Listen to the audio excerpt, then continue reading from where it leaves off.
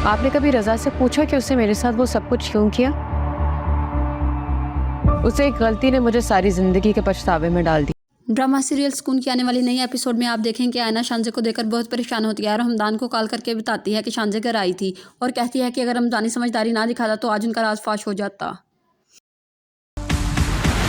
क्यों ना ऐसा करें कि हम अपने इस रिश्ते को मजीद मजबूत करें। मुझे हमदर्दी नहीं इज्जत चाहिए।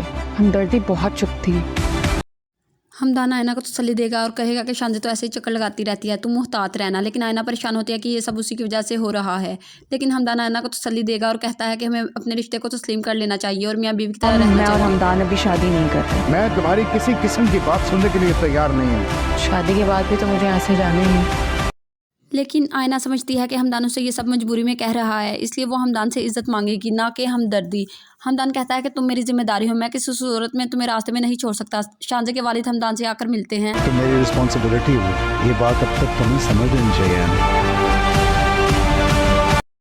और कहते हैं कि वो शांजे की और तुम्हारी शादी तय कर चुके हैं। जैसे ही रज़ा वापस आएगा उनकी मंगनी की रस्म कर देंगे। शांजे अपने वालिद से कहेगी कि वो भी हमदान से शादी नहीं करेगी, जिस पर शांजे के वालिद को गुस्सा आ जाता है।